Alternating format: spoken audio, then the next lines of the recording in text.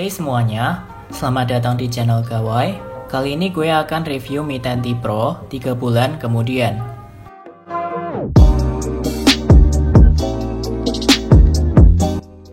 Mulai dari desainnya, framenya ini terbuat dari aluminium yang kokoh banget yang mengelilingi kaca Gorilla Glass 5 di depan dan juga belakang HP ini. Di atasnya ada LED notifikasi, speaker, dan juga sensor infrared yang berfungsi buat remote. Khas Xiaomi banget lah.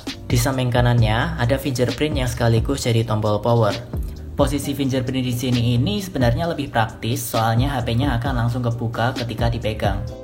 Kalau di sisi bawahnya sendiri, ada SIM tray yang nggak ada ekspansi memory cardnya, port USB-C, mic, dan juga speaker yang posisinya ini bisa ketutupan kalau HP-nya sedang dipakai di posisi landscape, serta antena di kanan dan kirinya. Warna lunar silver ini, finishingnya matte yang nggak bikin fingerprint yang menempel jadi terlalu kelihatan seperti varian warna cosmic black dengan finishing glossy. Kameranya yang gede ini emang lumayan bulky walaupun udah dipasangin case. Hal ini bikin nggak rata kalau HP-nya lagi ditaruh di meja. Seperti back covernya, lensa kameranya ini juga sudah dilapisi dengan Gorilla Glass 5. Dan suatu hal yang absen di sini adalah headphone jack. Walaupun begitu, di paket penjualan sudah disediakan dongle to USB-C. Keseluruhannya, desain Mi 10T ini emang bagus dan menurut gue kelihatan bersih kalau dilihat dari belakang. Build quality-nya kokoh banget, feel-nya juga mewah kalau dipegang. Walaupun begitu, kaca sandwich di depan dan juga belakang HP ini bikin HP-nya berat dan juga tebal daripada HP pada umumnya. Tapi tebalnya tersebut rasanya sedikit terjustifikasi dengan baterai HP ini yang gede, yaitu 5000 mAh. Dengan 144 refresh rate, screen on time-nya bisa dapat sekitar 5 dan kadang hampir nyentuh angka 6 jam di pemakaian standar, yaitu dengan sedikit gaming dan juga dengan koneksi seluler. Ketika HP-nya dicas di pagi hari, biasanya baterainya akan tersisa sekitar 20% di malam harinya dengan pemakaian refresh rate 144 Hz. Jadi sehari bisa sekali charge doang. Buat pengisian daya, dengan adapter 33 watt yang sudah tersedia di dalam box, dari 0 sampai 100% ini makan waktu yang lumayan singkat, sekitar sejam lebih sedikit buat isi sampai full. Menurut gue dari sisi baterainya ini nggak ada masalah sama sekali, terlebih kalau pakai settingan refresh rate yang 60 Hz, baterainya akan lebih hemat. Karena mAh-nya yang gede ditambah dengan adanya fast charging, menurut gue orang biasa bakal cukup puas kok sama baterainya. Buat layarnya, rentangnya ini 6,67 inch dengan resolusi 1080x240, aspek rasio 20:9. Kalau di bawah terik matahari, ini masih kelihatan kok, walaupun di sini kurang terlihat di kamera gue. Refresh rate tertingginya adalah 144 Hz dengan adaptive sync. Jadi refresh rate-nya akan berubah-ubah dari 30 sampai 144 menyesuaikan pada konten yang ditampilkan di layar buat menghemat daya.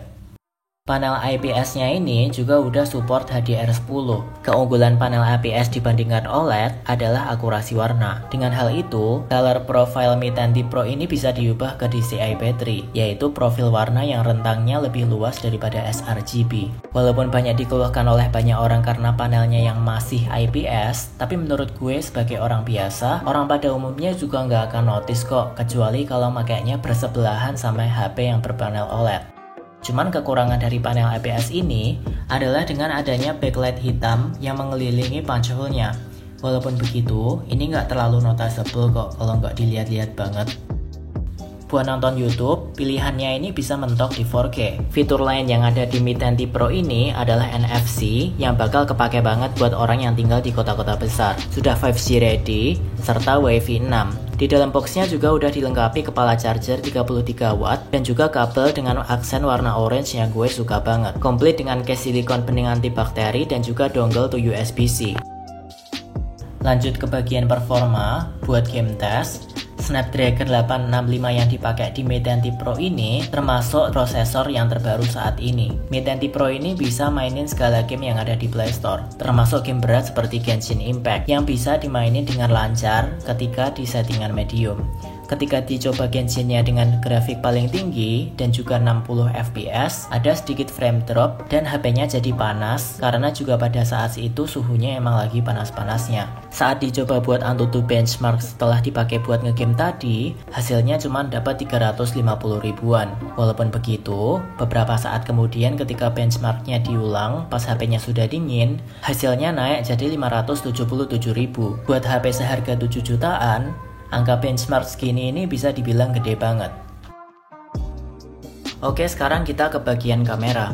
Karena fitur di kameranya ini banyak banget, gue akan bikin video review tersendiri yang dikhususkan buat review kameranya. Di sini gue akan review singkatnya aja. Kamera Mi10T Pro ini ada 3, yang terdiri dari lensa tele, makro, dan juga ultra wide. Karena unit yang gue review ini yang seri Pro, sensornya ini 108 megapiksel, dan juga ada stabilisasi OIS yang gak ada di Mi10T biasa. Kalau perekaman videonya sendiri bisa mentok di 8K. Buat kamera makronya, informasi yang tersedia di web Xiaomi, jarak terdekat yang bisa ditangkap kameranya ini adalah 2 cm dari objek. Dari beberapa sampel foto berikut, detailnya dapet, dynamic range-nya juga luas, dan menurut gue hasilnya masih kelihatan bagus walaupun semua foto yang gue tampilin di sini dijepret saat kondisi berawan. Walaupun kalau HDR-nya dihidupin kadang kontras fotonya jadi kelebihan. Night mode-nya menurut gue juga lumayan kok. Fitur yang ada di Mi10T Pro ini ada mode Pro juga ala light rail seperti ini.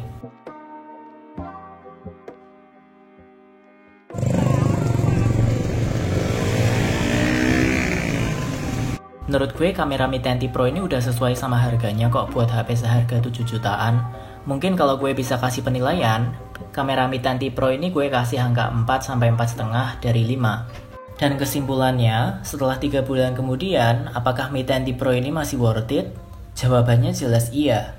Karena Mi10T Pro 5G ini adalah HP dengan chipset Snapdragon 865 termurah dengan memori penyimpanan 256 setelah versi adiknya, yaitu Mi10T Pro biasa yang dijual saat ini. Walaupun nggak ada IP rating, wireless charging maupun ekspansi penyimpanan, tapi hal tersebut termaklumilah mengingat harganya yang hanya 7 jutaan aja. Dibandingkan flagship Vivo, Huawei, apalagi Samsung dan Apple yang flagshipnya biasanya dijual mulai dari 10 jutaan ke atas. Menurut gue Mi10T Pro 5G ini lebih worth it buat orang yang lebih mengedepankan performa karena emang spesifikasinya lebih dialokasikan ke sektor itu.